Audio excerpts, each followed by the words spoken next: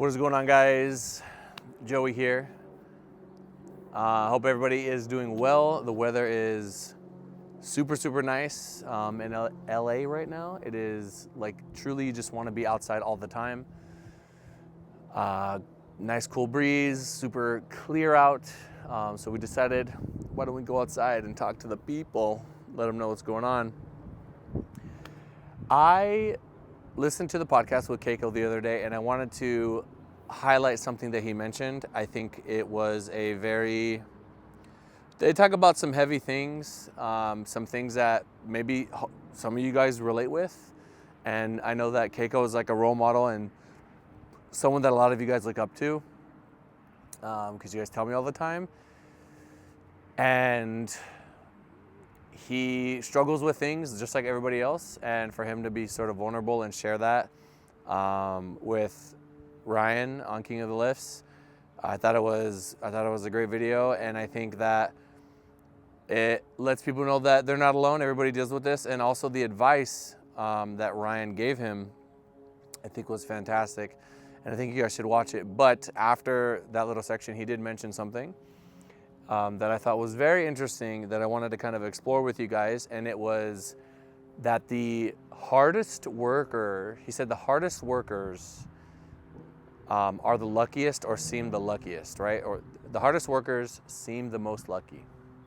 And I thought that was very complex. Like, what does that mean? So somebody that works really hard seems to be finding themselves in fortunate positions or situations all the time. And what that means to me pretty much is, if you're somebody who is taking every opportunity as it comes up, you're sacrificing sort of your leisure and comfort for more work or more opportunity, then it's getting a little windy, so might lose you guys for a second here. Gonna try to keep you guys standing.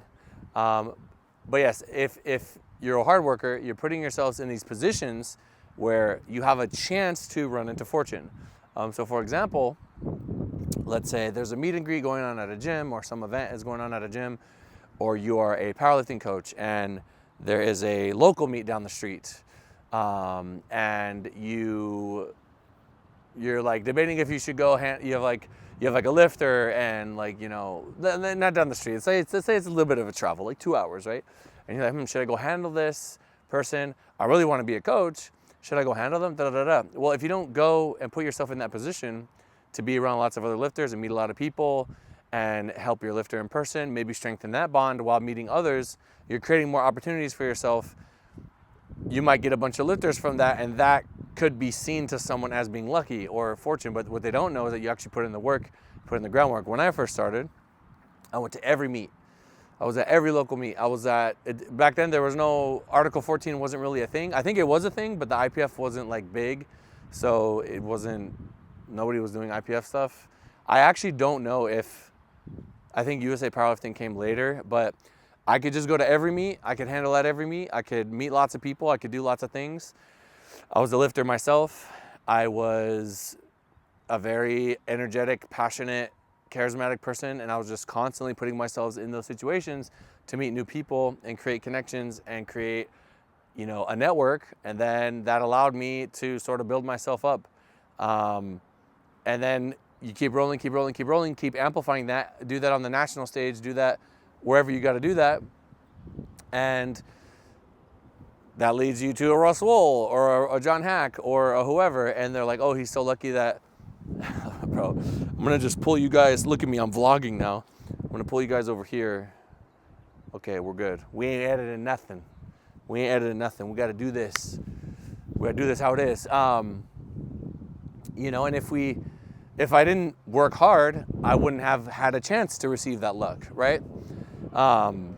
You never know what opportunities can arise from being there, meeting people, doing things, creating compelling storylines, just being a compelling person, being somebody that makes people say, I want to be better when I'm around this person. I want to, reach my potential when I'm around this person. That's what I try to be for people. And that can help people that want to get there, that have these very ambitious goals. You know, I think I have a lot of goals that they seem impossible at first, or they seem like there's no way this is going to happen, or this literally, you know, there's absolutely no way that this, like if I'm coaching a lifter, like there's no way this lifter will beat this person, right? But if we put ourselves in a position, I'll use Callie as an example. Taylor is the GOAT, right? There's no way Callie's going to beat Taylor. He's not even in the conversation. No one's even thinking about him, right? If I get him within top 3 and, you know, we do a couple meets, we're getting 3rd, we're getting 2nd, we're getting 4th, whatever. I don't think we actually ever got 2nd at a world meet like that with him. But let's just say that's happening, right? If you're that good though, and you're right there, there's going to be a meet where someone doesn't execute. There's going to be a meet where somebody makes a mistake. There's going to be a meet like you putting yourself, you're working hard, you're doing all the things possible to get yourself in a position, like you're right there, you're saying, I'm going to go 9 for 9 every single meet. I'm going to do my best to go 9 for 9. Maybe on a meet where they go 9 for 9, you don't go 9 for 9, so nobody really thinks about it. But on the meet where they don't go 9 for 9 and you do go 9 for 9, or they go 7 for 9 and you go 9 for 9, now you're the world champion, and that is very life-changing, and everything is different from that point forward, right? Those are the opportunities, those are the types of things that, I mean, one, oh my goodness, in the moment when they happen, it is euphoria. It is, I am alive in this moment. Like, it is the greatest feeling, right? There's also times when, and you have to just like know that this sport is like literally hard, like working in the off season and continuing to put one foot in front of the other and stacking the chips. That is the whole sport. And like they said, like Russ said recently, greatness is boring. It is fucking boring. If you are somebody that wants to do fun, exciting things, this ain't the sport for you. I'm telling you. Now, I think it's fun and exciting. It's like majority hard work, boring, same old stuff, telling people the same things, doing the same things, moving in this certain direction all the time. And then the other part of it is, wow, I am in this amazing country. I am with my friends. I am going through these experiences with really special people. I'm meeting all kinds of people. I'm hearing people's stories from all over the world. And we just had like the craziest. If Crandon would have got that last deadlift,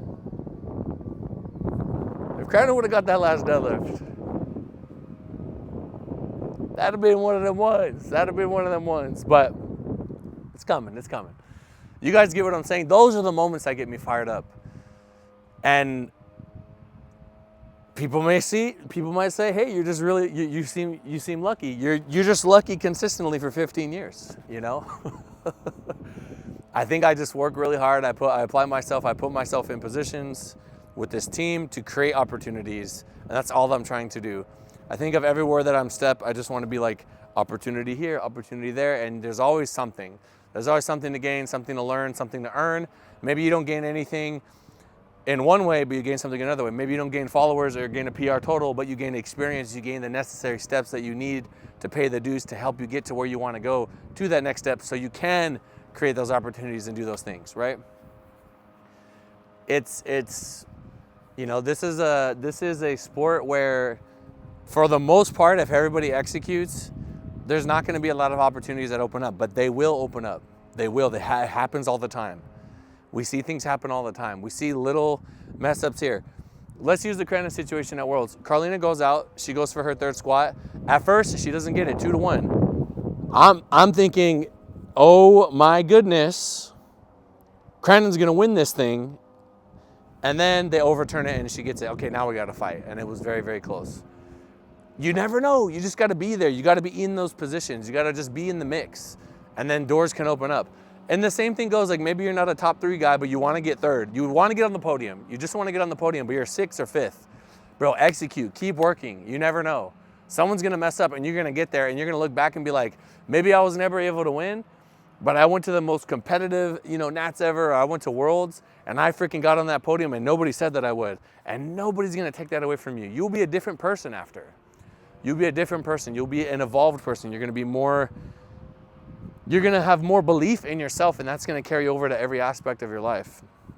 So are people that you know, work hard. Like why? What is that saying? What does that mean? That they're lucky? I think that if you work hard enough, you're gonna put yourself in positions, more chances to find luck. You guys know me. I mentioned in my last videos, I was a very, very, very good Yu-Gi-Oh player back in the day. I went to Pokemon World Championships in 2023. I've been doing some One Piece stuff on the side. I got a top 16 at Vegas. There's a YouTube video somewhere you guys could look up. Top 32 to Treasure Cup. Who cares, right? The point is, those games, I've had good results because I've put myself in positions to be lucky. You have to be a little lucky at some of those events. It's cards after all. Poker, you gotta have some luck. You gotta have the double aces in hand, and then you gotta use your skill now, knowing I'm winning this hand no matter what. I'm gonna juice them for as much as I can, right? But don't make it too obvious, right? You gotta be a little consistent. Otherwise, if like, okay, he's playing super confident now, you're gonna lure him to the trap. Boom, I'm all in. What you gonna do? They're gonna fold. You're gonna take their money anyway. Gambling tips with Joey Flex. But yeah, you guys get what I'm saying. You gotta put in the work. You put in the time. You study. You do what you have to do. You put yourself in a position to be successful. And a little bit of luck is sometimes gonna go a long way. So anyway, that's it for this one. I'm being attacked by birds. I hope everybody's good. I'll see you guys in the next one. Peace.